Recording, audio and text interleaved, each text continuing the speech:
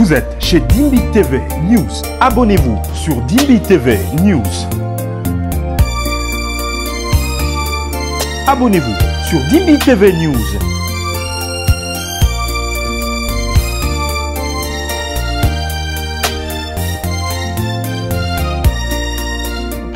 On m'a envoyé une vidéo dans laquelle on collait ma vidéo d'ici avec celle d'un autre serviteur de Dieu que j'apprécie le travail, qui est un frère dans le corps du Christ, pour dire comme si il attaque, moi je contre-attaque. Nous allons faire accepter le prophétique. À la compassion, on ne fait pas ces choses-là. Tu appelles quelqu'un devant tout le monde, tu dis ses problèmes au monde entier. On ne fait pas ça ici. J'ai commencé à lui donner le nom de son ex, de son enfant, le nom de l'homme. Donc il tremblait comme ça. Il tremblait. Donc, ils ne se sont pas remis. Et si un jour je t'inviterai, vous qui faites ça ici, tu m'époses à ta manière de fonctionner, pas à la compassion. Et bizarrement, la vidéo là a été montée ici à Lubumbashi. Et même dans une émission télévisée, j'ai vu ça aujourd'hui le matin. Je scrollais, puis pouf, j'ai vu. On a mis un titre et c'est une femme qui présentait ça.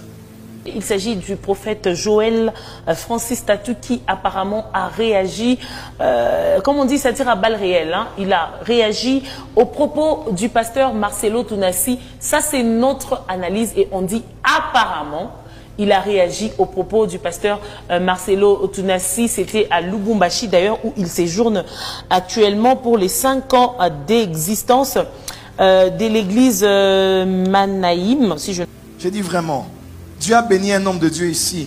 On a sémé l'argent dans sa vie. On n'a pas posté ça.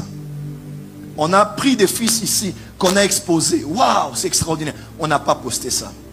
Dieu a consolé des gens ici par la prophétie. On n'a pas posté ça. Des bonnes choses ont été dites le matin sur le mariage, sur la crainte de Dieu, sur l'obéissance à Dieu. Mais on n'a pas posté ça. Mais on prend seulement une vidéo, on coupe une autre, on met ensemble pour dire le prophète Joël a contre-attaqué. S'il vous plaît, on doit changer de manière de faire.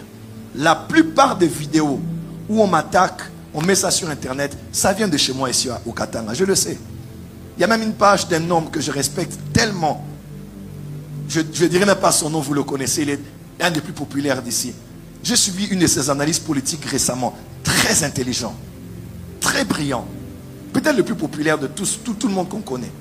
Mais de manière étrange, sur sa page, jamais une seule fois, il a mis quelque chose de positif sur moi. C'est toujours des coupés envoyés pour voir des polémiques. Et quand tu lis les commentaires, c'est des insultes sur moi. Je suis fils du grand Katanga. D'originaire de Malemankoul, ma descendance, on est descendu, on est allé à Kamina. Je suis de Kamina de Kinkonja. Je suis d'ici. Aujourd'hui, Dieu a fait la grâce que certains fils de la province sortent. Par la grâce de Dieu, dans tout le Congo, s'il y a 5 hommes de Dieu connus, je fais partie des 5 connus. Dans le monde entier. Aujourd'hui, nous défendons la culture du Congo. Ma femme, même qui est une Française, elle chante en Lingala, elle chante en Swahili, elle chante en Kilubakat. Vous imaginez un peu? Mais jamais on va poster les bonnes choses. Regardez, un de nos frères était à Bordeaux, c'était plein. Regardez, il a fait une action. Nos actions aujourd'hui, c'est des salles full et pas seulement des Africains, des Européens. Quand je vois prophète, dans mon esprit, je suis en train de capter que vous venez d'un temps de prière. Amen. Je vois votre esprit dans un temps de prière de plus d'une semaine. De prière. Et je vois comme quelqu'un qui est dans un état de jeûne. Amen. Vous avez jeûné quand? La semaine dernière. Semaine dernière. Parce que je vois le feu dans votre esprit. Moreno, Moreno. Amen. Moreno. C'est ça, avance prophète. C'est votre nom. Mais jamais vous allez voir, on coupe, on poste les bonnes choses. On va créer des polémiques pour vous faire insulter, vous faire dénigrer. On doit arrêter avec ça. L'ennemi du Katangais, c'est le Katangais lui-même. On doit arrêter avec ça. On doit arrêter avec le fait de dénigrer les nôtres. Nous sommes un grand peuple et nous valons plus que ça. À ces journalistes-là ou aux autres, je vous conseille, les imperfections, on en aura toujours. Même nous, on n'est pas parfait. Mais il est temps qu'on vende positivement notre province à l'extérieur. De Likasi, on a Christian Mukuna. De Likasi, on l'a connu par Madjabou. On a Herman Amissi qui vient ici. D'ici. C'est un de mes fils aussi. Il m'a même appelé, j'étais à l'église dernièrement à Paris. quand elle était au Canada en vidéo, papa, voilà, et on a parlé. Quand Dieu élève les vôtres, élevez-les. Je ne dis pas de le faire pour moi, ou pour moi seulement. Mais il est temps qu'on ne vende pas que les richesses du sous-sol, mais que l'on vende aussi positivement les richesses que Dieu nous a données. Parce que nous nous sommes battus pour être là où nous sommes. Et ça fait mal que quelqu'un ne respecte pas la sueur de ton front, alors que tu t'es battu pour faire respecter même le ministère, pour faire respecter ton pays à l'international. Donc s'il vous plaît, l'esprit de cette conférence, c'est l'esprit de l'unité, c'est l'esprit de l'amour, c'est l'esprit de la famille. Et c'est un des vôtres qui est sur son territoire. Et ce soir encore, parce que les esprits me connaissent ici, on va prophétiser et Jésus sera glorifié. Il y a de cela 15 ans, je prêche. Et puis le prophète Joël Francis vient, il prêche, et puis il dit, votre pasteur est fatigué, nous allons le bénir et il ira en vacances. Les gens m'ont donné 8 000 $ pour que j'aille à Dubaï. J'ai dit, 8 000 $ à Dubaï, jamais. Je suis là à Kinko, j'ai acheté 4 parcelles de 2 000. Aujourd'hui, ça coûte fois 10, fois 20. Et je les ai mis ensemble. Quand les gens passent là-bas, ils disent, oh, Penza, j'avais acheté à 2 000 $ à Kinko il y a 15 ans. Mais toi, tu touches des 2 000, 3 000. Tu fais quoi? Tu allais aller à Dubaï et puis tu envoies des photos. Après, tu habites les photos. Vous savez, moi, j'ai jamais été à Dubaï. Hein? J'ai jamais été à Dubaï. Jusqu'aujourd'hui. J'ai pas encore eu le temps d'aller là-bas. Dommage qu'aujourd'hui, c'est devenu la manière de faire.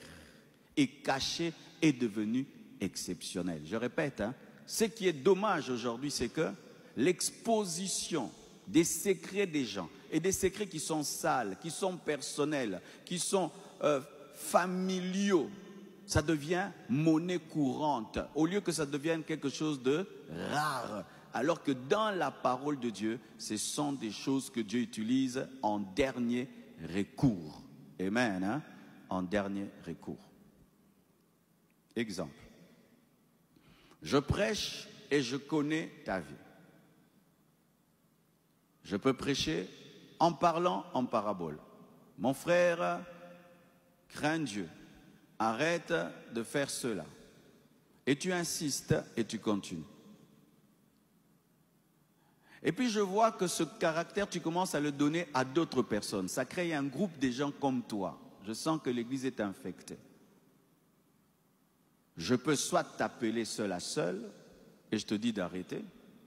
Et si tu ne m'écoutes pas, je vais appeler les anciens de l'église. Et si tu n'écoutes pas, un jour, en plein culte, on peut t'humilier. Lorsque ça devient le dernier recours pour sauver l'église, protéger l'église parce que tu es devenu comme un cancer.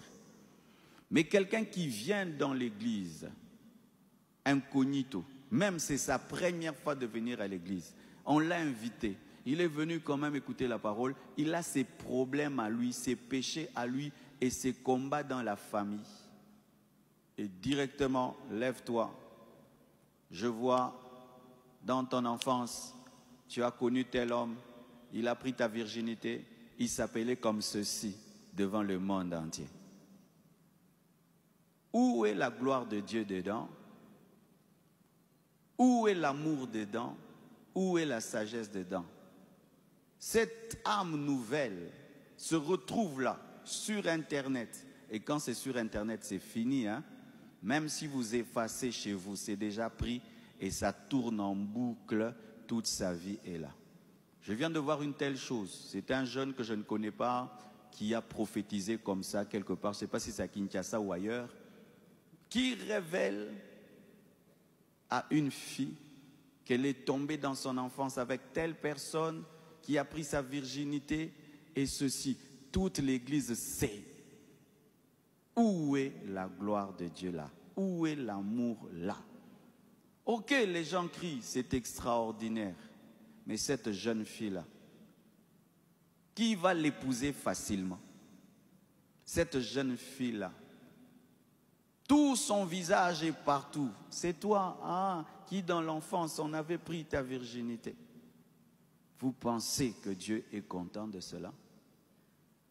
Pourquoi n'avait-il pas appelé la fille et lui dit, cherche-moi après le culte, et lui dit, j'ai vu ça, ça, ça, c'est ce jour-là que le diable est entré dans ta vie, et prie, les démons partent. Pourquoi le dire au monde entier, au point où moi, qui ne suis même pas concerné, je suis au courant? Pourquoi cela? Et c'est devenu une manière de faire aujourd'hui au Congo. Ça a commencé au Nigeria, et puis tout le monde a pris ça. Il suffit seulement de mettre un peu de cœur et d'amour et de dire, si c'était ma fille, si c'était ma soeur, si c'était mon père, si c'était ma soeur, est-ce que j'aurais aimé que ma fille aille dans une église et qu'on lui fasse ça? Mais ces personnes aussi ont des sœurs, ces personnes aussi ont des frères, ces personnes aussi ont une personnalité à protéger. Ce n'est pas parce que les gens viennent dans les 4 murs de l'église que tout d'un coup ils n'ont pas de personnalité, ils n'ont pas d'honneur à préserver. Non. Alléluia. C'est pourquoi je dis à la compassion, on ne fait pas ça. Tu te tiens du haut de la chair. Si tu veux dire des choses en public, dis des bonnes choses. Amen.